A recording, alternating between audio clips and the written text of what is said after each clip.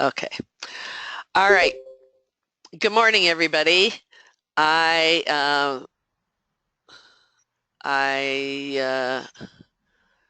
hey, Aaron, can you hear me?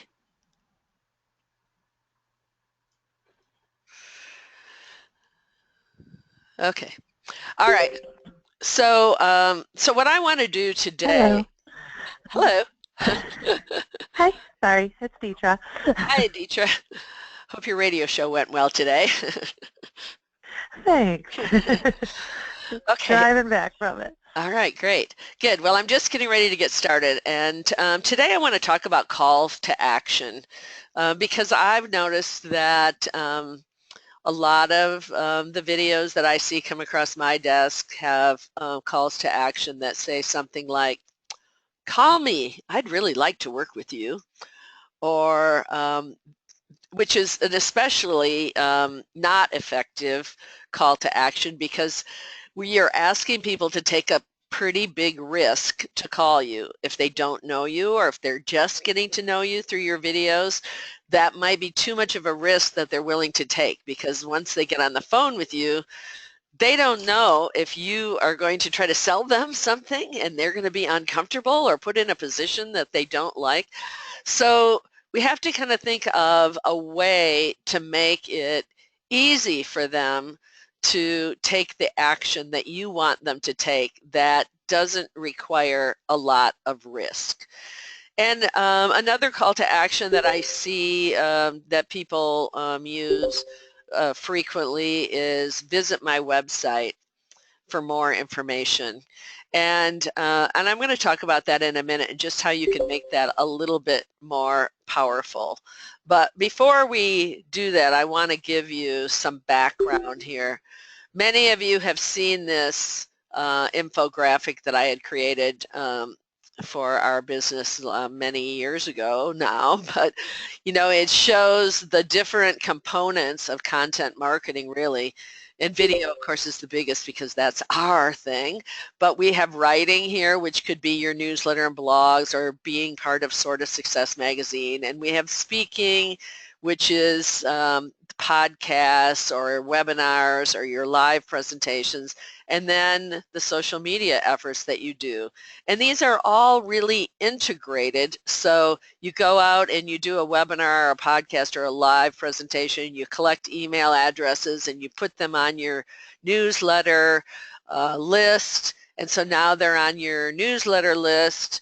And so you send them a newsletter and you put your video in it, and it just deepens the relationship because they start to get to know you by watching your videos. And then you put, of course, it out on social media. So all of these pieces are working together. But the fact is, um, can the rest of you hear me okay? Can you just say yes if Everybody, everybody Yeah. can hear everybody me? can hear. Yeah, Okay. we can Yeah. hear you. All right. So Chris, I'm not sure why you can't hear me. It must be your sound on your end. I am recording this though, so if you can't hear it, you'll get the recording. Okay, but the thing is, all of these things that I talked about here, your videos, your blogs, your magazine articles, your podcasts, they're all in the awareness uh, step of the buyer's journey. So this buyer's journey, what that means is this is how the person who doesn't know you gets from learning about you, which is awareness, to actually making a purchase. So as you probably have discovered, it's pretty unlikely that somebody's going to watch one of your videos and then suddenly buy something from you. Sometimes they do, and that's not totally out of the realm of possibility. A lot of it depends on how targeted your message in your video is to what their pain is. So they could immediately skip down here, but typically the buyer's journey takes them from awareness to evaluation. And evaluation is where they're opting in. They're giving you their email address so you can continue to market to them, and they're learning more about you through that process, and then they'll make a purchase. And sometimes it's just a small purchase, a mini class that costs $9 or something. So this is kind of what happens. And so as we're creating our call to action, we have to take this into consideration. So your goal with your call to action is to move somebody from knowing who you are by watching your video to getting down to this evaluation stage. So that means you want to ask them for their email address. And so I want to give you some tips about how you can do that effectively. And if you have questions, please, stop me and ask the question while we're, right on the topic, so that we can address it at the moment. So, like I said, having a call to action that just is call me or go visit my website doesn't usually convert because people don't know the reason to do it. It's too risky to do it. And I believe you really should start with the end in mind, like Stephen Covey says, or whoever was the first person to say that, is that you start by thinking about, before you write your script, what action do I want them to take that will move them from awareness to evaluation? What is it that I can have as my call to action? And then you write your script to build desire for them to take that action. Now, that doesn't mean your script is all about the call to action. No, the script is exactly like you've been doing it, with your tips that give them valuable information, but you want to move them to the opting in. So you have to kind of know what it is that you're going to ask them to do at the end before you start writing your script. So the first factor to consider is figuring that out. So they have to have a reason. So make sure you think about what's the benefit to them to take the action that I want them to take. And what I've seen work really well is when you give the tips in your video and then you refer them back someplace where they get kind of the rest of the story, or some way to implement what you have just talked about. So they might go to the website and you might have a checklist, or you might have a quiz, or you might have a form they can download. Like one of the best calls to action that I saw early on was someone who had a video about interviewing from the interviewer's standpoint, and they talked about how to conduct an interview, and then their call to action was to take them to their website to download a form where there were, a bunch of interview questions, and that worked really well. They got a lot of people going to download that. So the next question you have to ask yourself when you're doing that, determining what the action is if you're going to require that they give their email address, or just put it on the side of the downloadable form, whatever it is that you're giving them. So you could make a landing page and you could require their email address in order to access whatever it is that you're giving them. And for many people, that's something that unless they really, really feel compelled to take the action, they might not do it. So it's good to test that out. So you might test it one time by having a landing page and require their email address, and then the next video you don't. You have your opt-in form next to the downloadable, and you see if you can get them to convert over to also giving you their email address while they're there downloading. So they have to have a good reason to do that. So my feeling is it's great to test it and look at your website stats and see how many people came to the page but didn't actually take the action of giving you their email if it's a landing page. Another thing that I like that sort of eliminates that whole conflict is online training programs, and I'm going to talk about that in just a minute. The next factor too is making it easy for them to take the action. So making it easy for them to take the action means emotionally making it easy for them. So when you're creating your videos and you're talking about their pain points and what their problems are and how you can solve that, and you're giving them the 3 tips that you have in your video, for example, if you can tell them the what's in it for them, the WIFM, to take the action, to go to this next step with you, to take you up on your call to action, then that will make it easier for them emotionally to agree to do that, because now they're tied into the fact that, yes, these tips are starting to help me solve my problem, and now this person has even more information that will help me. So the other things to think about is that you have to make it focused. So just one request. So you send them there, you tell them exactly what they're going to do, you make it specific, and so they aren't confused about what the action is that you're requesting them to do. Factor 3 is to use words. So when you're saying your call to action, and your call to action should not be, a really long part of your video. It should just be at the end, just like always. But you should use words like now and immediately and today, and that will help them to feel this sort of sense of urgency. For example, here's just a few examples for you. Follow the link below. You know how we always have the link below, so you can say follow the link below and you'll get immediate access to the whatever it is that provides whatever your benefit is. Go ahead, just click this link now. So they're seeing what you want them to do very clearly. They're hearing you say it, and they see that button below. Or you could say, learn so many secrets today to do whatever it is. Just click the link provided with this video and grab your free document or quiz or checklist with all the details today. Or my complimentary assessment tool that will blah, blah, blah is yours free today when you use the link provided on this page.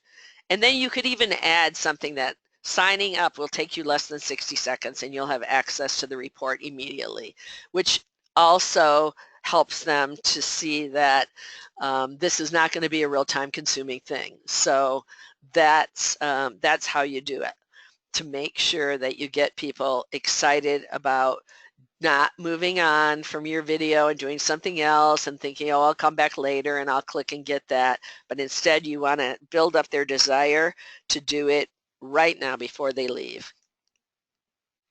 And then factor 4 is reducing the risk of taking action. And that means that on your website or wherever it is that you're asking for their email address, that you are making it, you're putting your privacy policy, so they see, or you make a statement about, we don't sell your email addresses, or we only use this for whatever. So then they're very clear about what's going to happen once they give their email address. So any questions about those 4 things before I move on to talk about online classes? No questions? No. No. Thank you. Okay, so I want to tell you about using online classes and how that sort of takes away the fear of people giving their email address. So when you create an online course and you go to the site where the online course is, then you have to register for that course. And people don't think anything about having to register for the course. So because it feels routine to them.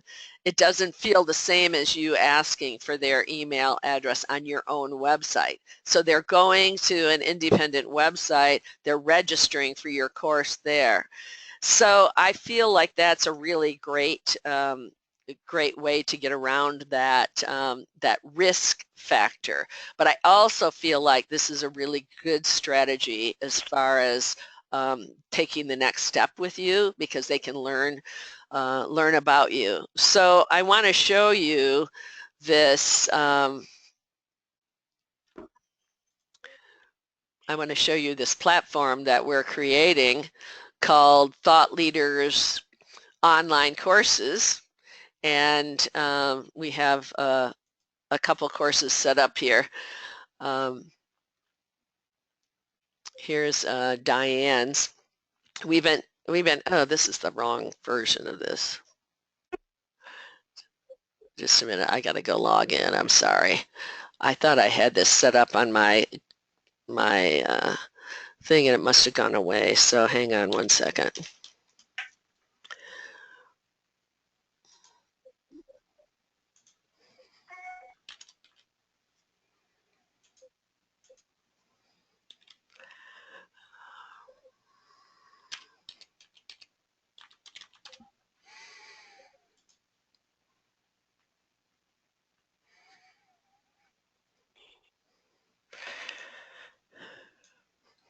Okay, so so my husband Fred has a class set up here and Diane has a class set up here. And what happens when someone comes along? It's still showing that same thing. They can look at Diane's class and they can see what it is. They can read this description of it. They can see the modules. They can learn about Diane right here, and then they can decide that they want to take this course. So we've been testing this out, so he's already taken the course. The instructors have a dashboard, and on their dashboard they can create a course. They can test out their course. They can upload their information here. They can see who's enrolled in their course. You can see how far people have even come. And an easy way to make these courses is when we go back to Diane's, you'll see that Diane's is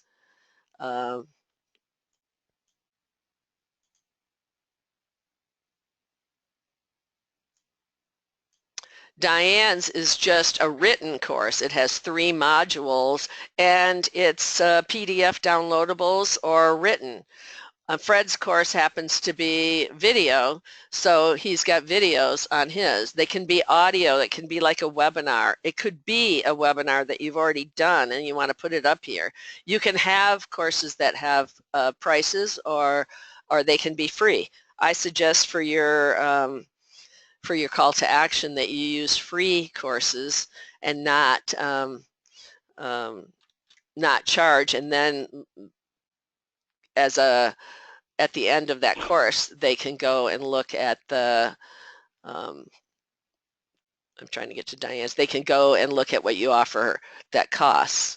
So in Diane's we have this link that shows up right at the bottom of her video. So in her video she can tell them, go here and take this course. So it's right there. Plus Diane sent this out in an email and also has used it on LinkedIn to get some people signed up for it. So there's different ways that you can use that course once you have it created. So I just want to make you aware of the fact that there's this possibility of a new way of you could even leverage your existing videos by having us take off the intros and outros and create it into a course, especially if you've done something that's a series of 4 or 6 videos. It would make a great online course and wouldn't take too much extra effort on your part. So that's that. Any questions about that? When we're ready to launch this, to really launch this, I'll do another I'll do a webinar, an onboarding to show people. The course, Catherine's asking how long does the course have to be, and it doesn't matter. Diane's course is written with these 3 modules, and so it only takes about 20 minutes. Lisa's asking, do I have any ideas on pricing yet? And yeah, I think it's going to be about $10 a month to have your course hosted here. And there'll be a small setup fee depending on the complexity of your course to get it set up. I'm thinking that's going to be around $25, but I've got to test it out a little bit just to make sure we know exactly. $25 minimum to get it set up on here. So that'd be one time, and then $10 a month to keep it hosted here. Any other questions from people?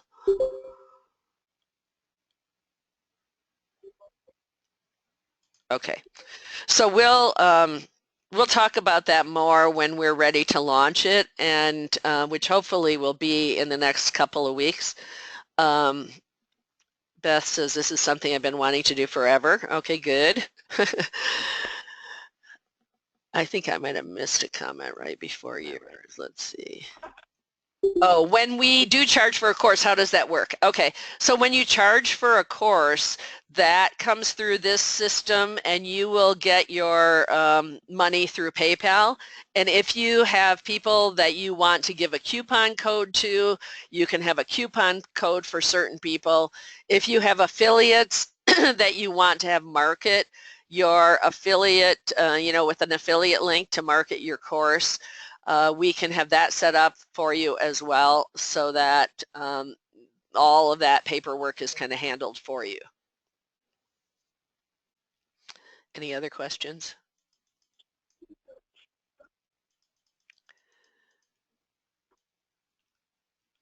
Okay, so stay tuned, because I'll be back in touch in a couple of weeks where we'll have more information coming about this and how it's going to work and exact pricing. So so what I want to do is go down the list now and have people introduce themselves. And why don't you say your name and where you're from, what you do, and one of your goals for 2017. So let's start with Beth, because I'm going in alphabetical order and you're showing up first. So Beth?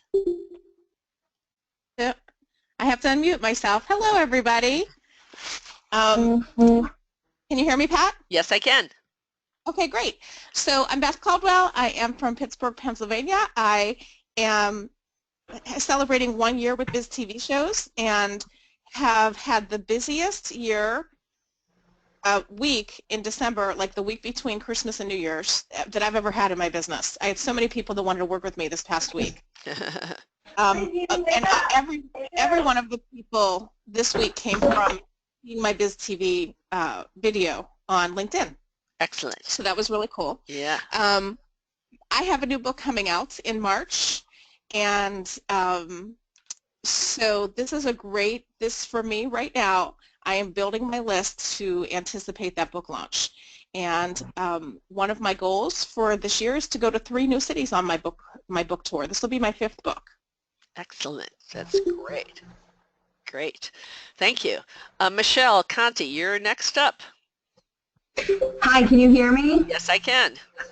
Hi, Michelle Conti from Pittsburgh, Pennsylvania. I run Conti Law. I'm an estate planning, elder law, and tax law firm in the area. I've only been on Biz TV once. December 2016 was the first time my show aired, and I've already started to receive consultations from that 1 month showing. So that was great. Excellent. Excellent. Great. Yes. Great. And what's one goal for this year of 2017? One goal is to substantially grow my business. So I only started, I quit a large law firm back in August, so I've only been in business in September. And so my goal would be to increase my size of staff. So I have 3 staff members working for me. The goal would be to increase by 3. Excellent. That's great. Okay, Debbie Jones, you're up. Good morning. My name is Debbie Jones, and I'm in the Cleveland area. I have a wellness studio in Independence, Ohio. I am a Reiki practitioner, and I have several other energy workers working out of my studio. I have also, over the past month, have received a few inquiries and actually some business through people seeing the videos on social media. Excellent. And wanting to come for some of the group sessions that we have.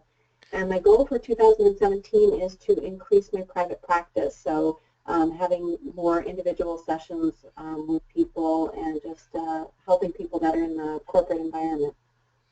Excellent. Great goal. Erin, hi. Are you there?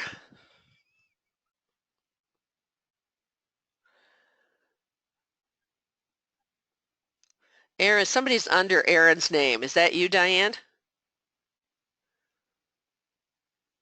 Yeah, I think it is. Sorry Okay. about that. All right. Yeah. I wondered why Erin was on this call. Yeah, no, when I sign in to go to webinars. Okay. Anyway, All right. sorry about that. Go ahead. So, hi everybody, Diane Helbig with Seize This Day. I am a business growth accelerator. I work primarily with small business owners, really guiding them through the process of overcoming challenges and creating strategies that are specific to them. I'm sorry, Pat, what else were we supposed to say? Goals for 2017? Yes. Okay. So, actually, one of my goals for 2017 is to get more of these courses online. It's been a goal for a long time. I just hadn't gotten around to it till you started doing this. So, very excited about it. Yeah. And how many people would you say you have registered? Real people, not the pretend ones, like maybe 10 or 12? Yeah, I was going to say, I think about 10. Yeah. And that was pretty quick. It was interesting. Yeah. Good. All right. Great. Thanks. Thanks for being my test person. Yeah, sure. Okay. Jim Fisher. Hi. Hey guys, Jim Fisher, Fisher Wealth Creations up here in the Toledo area, and my goal, I guess, is probably just get on the phone more and make sure I'm making a phone call to a client every week. Yeah, that's a good goal. Great. Yeah. Thanks Stay in contact more. Thanks for being on the call. Mm-hmm. Joan. Good morning. This is Joan Washburn. Can you hear me? Oh, wait. Yes. Yes, I can. I can hear you. Now I can't hear you. She just muted herself. Yeah. Joan, unmute. You were okay first. Oh, okay. Now can you hear me? Yes, we can. Okay, great. Sorry. This is Joan Washburn. I'm a professional life coach, trainer, and speaker out of the Northeast Toledo Biz TV show area, or Northeast Ohio, is it? Anyway, my goal for the first quarter, actually, of this year is to take one of my trainings on the road to 3 cities, Dallas, Phoenix, and Sacramento, where I have good friends and a network of people that can help me set up an audience. And I'm really excited about it. I'm working with Chris Fowler on the whole training. Wow, that sounds That's my awesome. goal.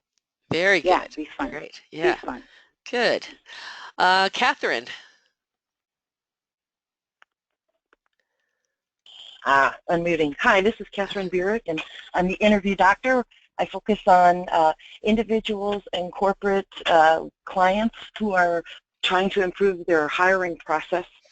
This last month, I'm executing on one of my main goals for 2017, which is to create a series of tools that individuals can use to grow their careers either in place or in their next company.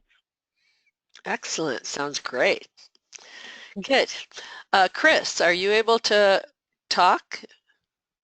Yeah, can you hear me? Yes, we can. Were you able to hear us? Yeah. Well, not on the, I finally just called in and now I can hear fine. Okay. So, my name's Chris Soller. I'm a certified life coach, speaker, and soft skills trainer here in Lincoln, Nebraska. And I'm also a Biz TV Show's licensee for Nebraska. And my goal this year is to increase the number of show hosts from 6 to at least 12. Awesome. Love that goal. Great. Thanks. Lisa Ryan. Okay, can you hear me? Yes, we can. Good. My name's Lisa Ryan. I have a company called Grategy where I do workshops, seminars, keynotes, training, primarily focusing on employee engagement, retention, and recognition, which is what my Biz TV show is on. This year, my goal, I've decided to niche into the manufacturing end of the industry and really get into employee engagement and why it matters in manufacturing. I have 11 or 13 years of experience in industrial sales, including the welding industry, and yes, I do weld. I love the industry for my people, and I want to go back to that. So my focus is really on speaking at their conferences and connecting with more local businesses because I traveled way too much last year, and I want to also do more training, consulting, facilitating closer to home. Yeah, excellent. Great. Megan.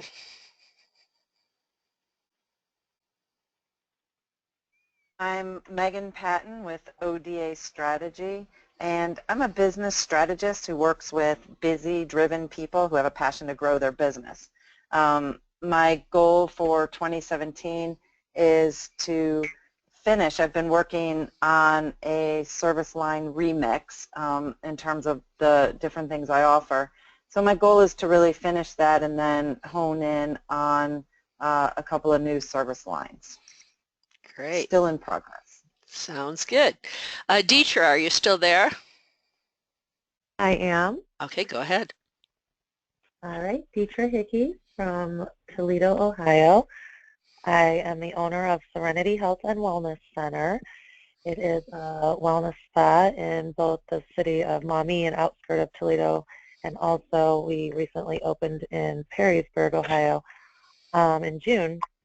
My goal for 2017 is to continue my speaking and writing. I speak on wellness topics, mainly stress reduction, perspective, resilience. So to speak more often, I'm averaging 1 or 2 times a month right now. I have started a book. My goal is to finish that book. And I've also recently transitioned all of my 1099 independent contractors at Serenity, about 40 of them, to employees starting January 1st. And I am looking to franchise Serenity. So looking for any franchise attorneys or consultants, if anyone knows of anybody that specializes in that area, I am looking to go forward with that in 2017. Excellent. That sounds great. I might know someone. I'll have to think about who that was. Somebody from Toledo, actually. Okay, Rochelle, are you still on? Yes, I am. I'm Rochelle Forrest. I'm in Indianapolis, Indiana, and I'm the founder of Tummy's Minds and Spirits. The big goal for this year and the rest of my life is to create a world of enough. This year, by the end of the year, I want to publish the rest of my children's book series, and I also have them translated into Spanish. And my baby steps for One Light to Two Light to the World of Lights is teaching simple tips on philanthropy is more than just money. It's about sharing our time, talent, and treasure, one light at a time. Woo! That's my goal. Yay, love it. Anyone else on the phone that I can't see your name on my list here?